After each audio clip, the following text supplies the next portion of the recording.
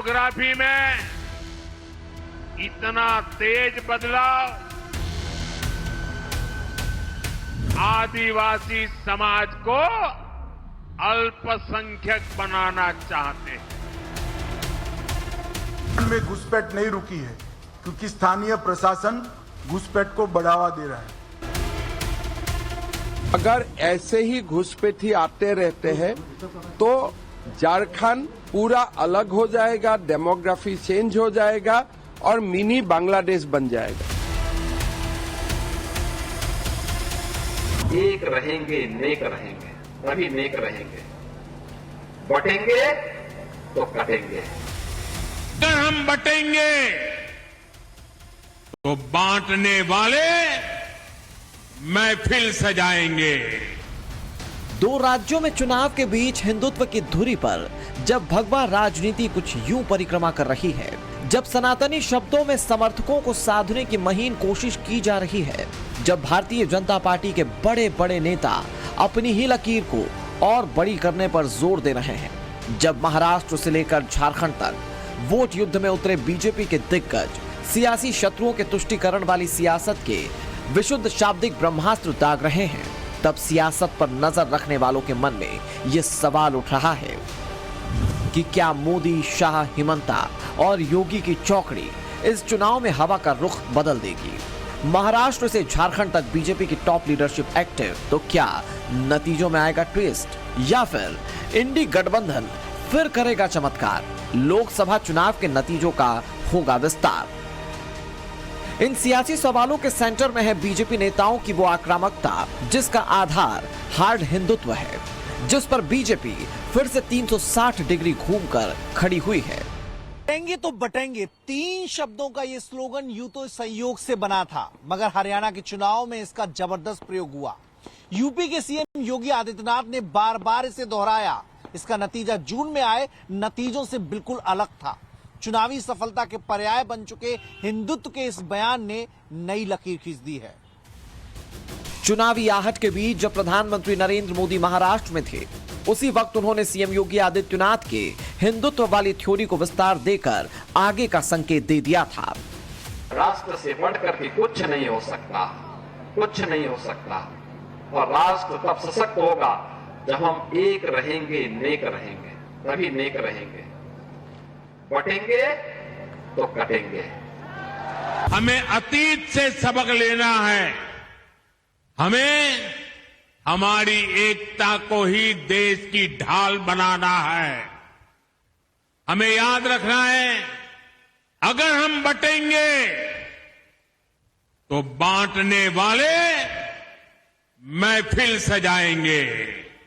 और आज कोई अगर कह दे कि एक है तो सेफ है, तो ये लोग एक है तो सेफ है उसको भी गलत तरीके से परिभाषित करने में लगेंगे। मुख्यमंत्री योगी आदित्यनाथ की पंचलाइन को पीएम नरेंद्र मोदी ने आगे बढ़ाया तो मुंबई से लेकर मुरादाबाद तक हिंदुत्व की स्याही से योगी के शब्दों से सुसज्जित पोस्टर टांगे जाने लगे। अब ये झारखंड में भी ट्रेंड कर रहा है।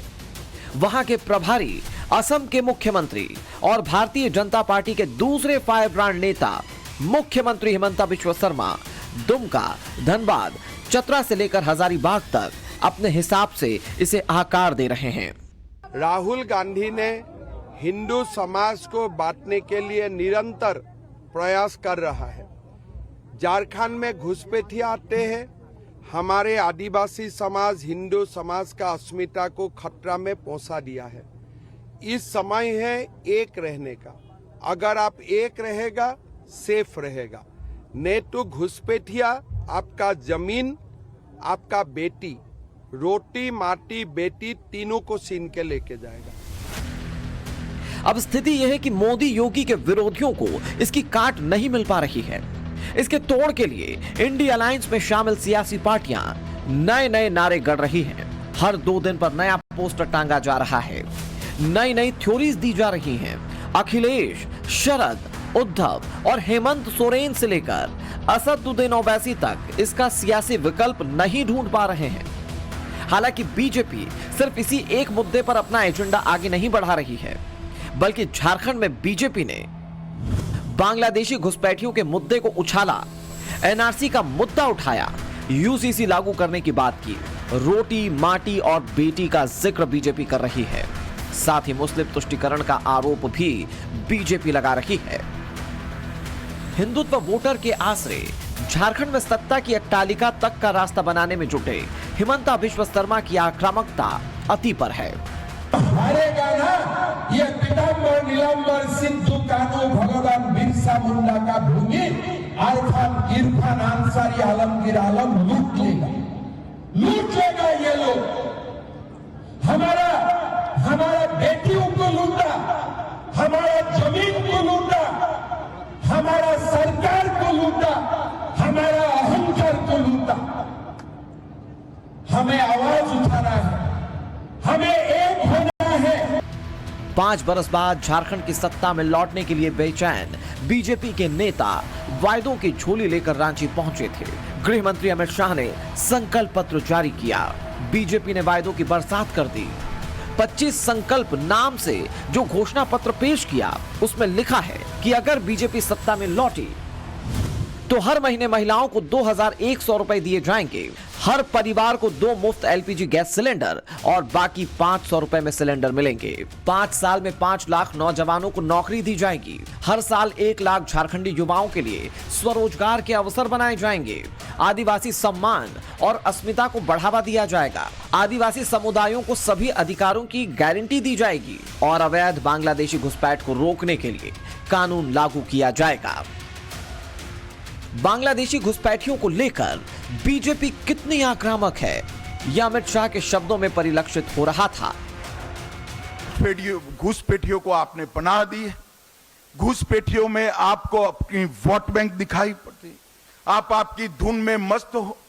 इस राज्य में आदिवासियों की संख्या घुसपैठ के कारण घट रही है, डेमोग्राफी बदल रही है। तुष्टीकरण की राजनीति को बंद कर सारे घुसपैठियों को चुन कर भारतीय जनता पार्टी की सरकार झारखंड के बाहर निकालेगी और परिंदा भी पैर न मार पाए इस तरह की हम सीमा की रचना करेंगे। बांग्लादेशियों के अवैध घुसपैठ को लेकर आक्रामक बीजेपी ने इसे अपने एजेंडे के केंद्र में रखा है। बीजेपी के तमाम बड़े नेता इसकी अपने अपने हिसाब से व्याख्या कर रहे हैं। पिछले दिनों जब प्रधानमंत्री नरेंद्र मोदी हजारीबाग में थे, तब उन्होंने डेमोग्राफी चेंज का जिक्र कर घुसपैठियों पर फिक्र जताई थी। डेमोग्राफी में इतना तेज बदलाव आदिवासियों की, हिंदुओं की घटती हुई आबादी, बांग्लादेशी घुसपैठियों की संख्या तेजी से बढ़ी है कि नहीं बढ़ी? घुसपैठिए यहां की जमीनों पर कब्जा कर रहे हैं कि नहीं कर रहे हैं? झारखंड की बेटियां, आदिवासी समाज की बेटियां इनके निशाने पर है कि नहीं है?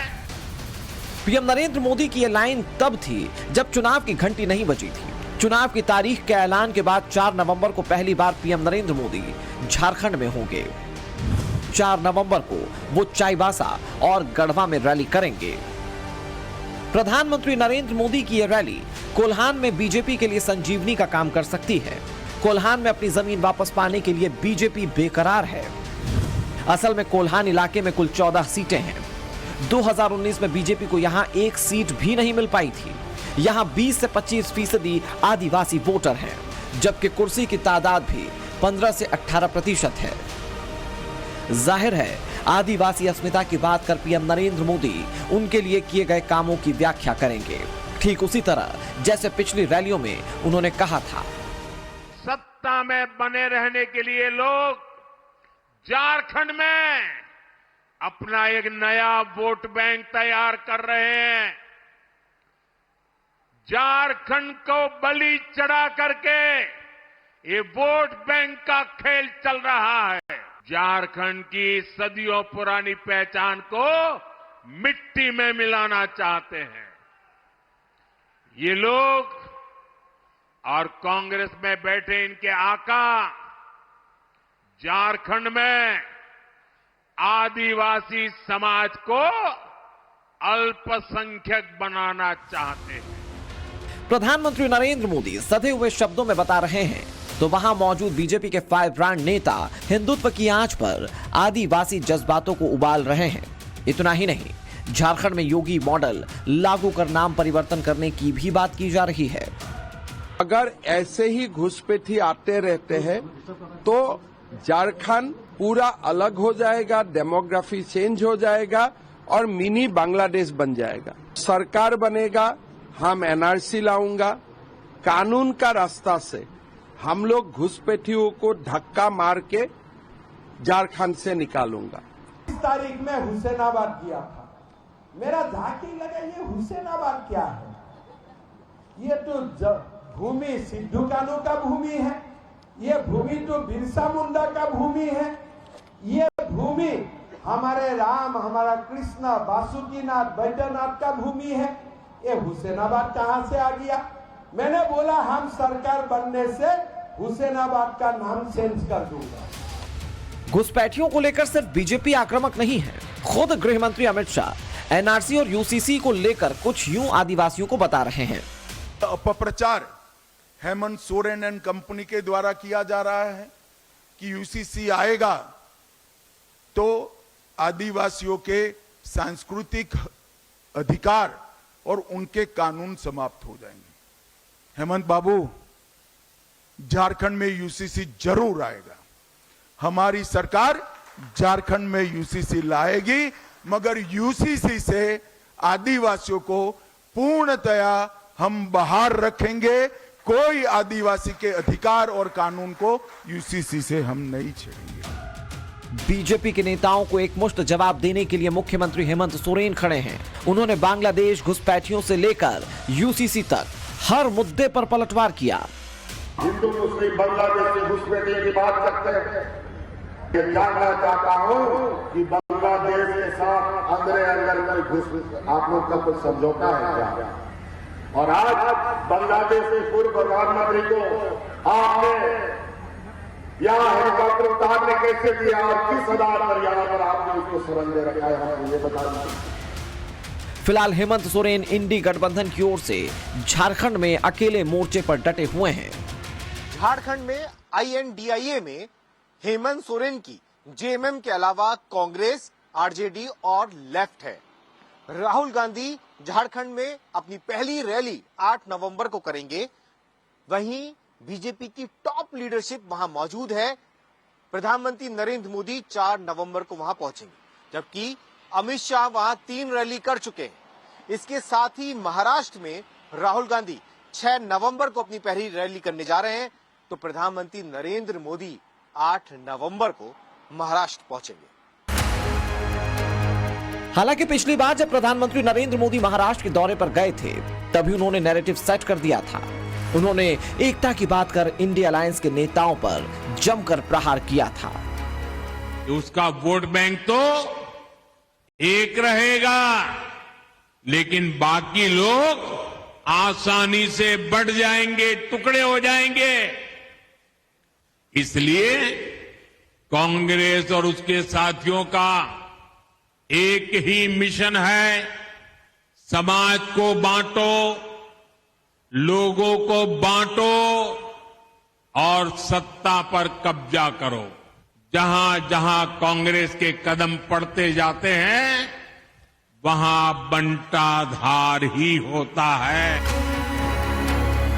प्रधानमंत्री नरेंद्र मोदी महाराष्ट्र में धुआंधार रैलियां करने वाले हैं। सूत्रों के मुताबिक पीएम नरेंद्र मोदी 8 से 14 नवंबर तक महाराष्ट्र में कुल 11 रैलियों को संबोधित करने वाले हैं। प्रधानमंत्री नरेंद्र मोदी 8 नवंबर को धुले और नासिक में, 9 नवंबर को अकोला और नांदेड़ में, 12 नवंबर को चंद्रपुर, चिमूर, सोलापुर और पुणे में, 14 नवंबर को संभाजीनगर, नवी मुंबई और मुंबई में रैलियों को संबोधित करेंगे।